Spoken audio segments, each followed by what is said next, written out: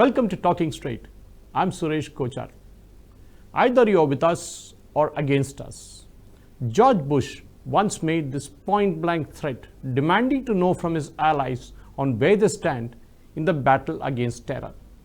Something similar is happening when it comes to judges of various courts after they deliver the judgments which are not to the liking of some political parties. Worse, if the judges who seem to have sided with the establishment get plum posting post-retirement, then the motives are attributed to the judges. Of course, the Congress will not speak about how Indira Gandhi bypassed 3 judges of the Supreme Court to appoint her favorite as the Chief Justice of the Supreme Court. Nor will the party acknowledge that M.S. Gill, who after demitting the office of the Chief Election Commissioner, later joined the Congress party and was even rewarded with a Rajya Sabha nomination and, to top it all, even made a union minister. Law Minister Kiran Rijiju has responded to the criticism over the appointment of former Supreme Court Judge Justice Abdul Nasir as the Governor of Andhra Pradesh. To quote Rijiju, the ecosystem should understand that they can no more treat India as their personal fiefdom. The whole ecosystem is once again in full swing on the appointment of a governor. Now, India will be guided by the people of India as per the provisions of the Constitution of India. Unquote. This is how the leftist liberal ecosystem works. From the so-called intellectuals, journalists and politicians, all funded by shady international organizations, they get cracking the moment they see an opportunity. Here is where the BJP is on a weak wicket, and the party spokespersons are often on the defensive and often in a reactive mode to such situations, thereby letting the opposition walk away with a narrative. Then there is the Indian media. 90% of the media houses in the country are anti-Modi, anti-BJP and anti-Hindu. You cannot expect them to support anything that will show Narendra Modi in good light. These channels, which thrived on the handouts from the Congress and the communists, are now bankrupt both financially and morally. They will spin fake stories all through the day just to show their frustration. Luckily, we have social media which counters each and every fake story and exposes these peddlers of doom on a daily basis.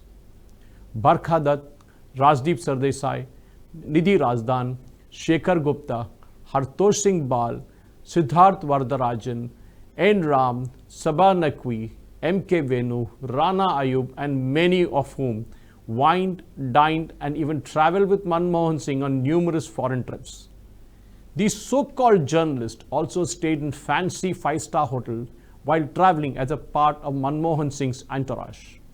The problem is that from 24th of May 2014, those freebies stopped. No more selective leakages from the PMO and another ministries also. This has predictably upset these left libbies like nothing before. By the way, terror sympathizer Siddiq Kapan, who calls himself a journalist, is hailed by the same jihadi, secular media as a paragon of virtue. Then there are self-professed economists like Raghuram Rajan, Kaushik Basu and even Ramchandra Guha, who oscillates between being a historian and an economist, depending on which cab driver gives them the masterclass on why the Indian economy growing at 7% GDP plus is going down the drain while Pakistan with just $3 billion in its kitty is a nation that is ahead of India on happiness and hunger index and yes, even on press freedom index. To take you back, at least 2 other retired Supreme Court judges have been appointed of the governors in the state in the years after the NDA came to power in May 2014. Former Chief Justice of India, Justice P. Sathashivam, and former Judge of the Supreme Court, M. Fatima Bibi, were also appointed as governors after the Modi government came in. So if Modi government appoints Justice retired Sathashivam as the Governor of Kerala, that smacks of a quid pro quo. But let's look at the details. In fact, the appointment of the judge of the former Chief Justice of India, Sathashivam, as the Governor of Kerala in 2014 was the last instance of a Supreme Court judge being appointed as a governor.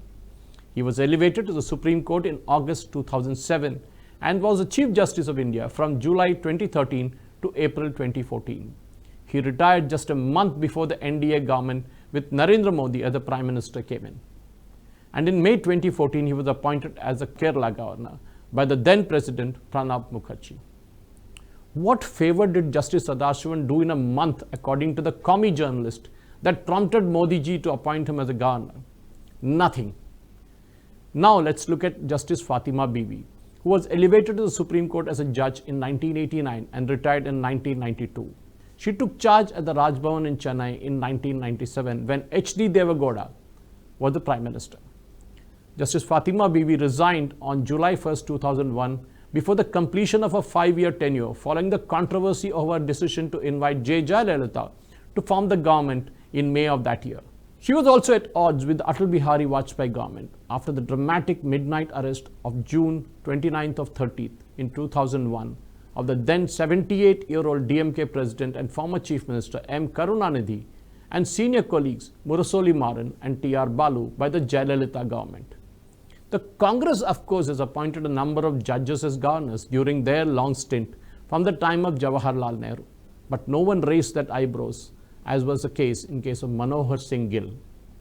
A career bureaucrat, M.S. Gill served as the Chief Election Commissioner of India from 1996 to 2001, succeeding the legendary T.N. Sheshan. Gill's Rajya Sabha nomination by the Congress Party in 2004 raised questions about his impartiality as a role of the Election Commissioner from 93 to 96 and the Chief Election Commissioner from 1996 to 2001. In April 2008, M.S. Gill was inducted as the Minister of Youth Affairs and Sports as a replacement for Mani Shankar Iyer. After the Congress Party won the 2009 Lok Sabha election, he was re-inducted into the same position. Later, after a cabinet reshuffle, he was dropped from the Union Cabinet and replaced by Ajay Maken. Of course, the Congress Party will not talk about how a former Chief Election Commissioner like M.S. Gill, whose tenure was marked by many controversies, was inducted into the party and even made a Union Minister. The problem for Congress is that when BJP does something similar, all hell breaks loose. Justice Nasir, who has now been appointed as Andhra Pradesh Governor, was elevated to the Supreme Court by a collegium, not by the BJP government. He was a part of a bigger bench which delivered the Ram Janmabhoomi judgment. And had he dissented then, it would not have made any difference to the finality of the verdict. It's all about how a Muslim judge could concur with a majority view of other judges in a case involving a Hindu god. This is secularism, Congress style. It's similar to what George Bush demanded to know, as I said at the start of this program. Either you are with us or against us. Decide once for all. That's what the Congress says to the BJP. Thank you for watching. Please subscribe to Nationalist Hub English channel for more interesting videos, and don't forget to like and share this video. Nationalist Hub, it's a news revolution.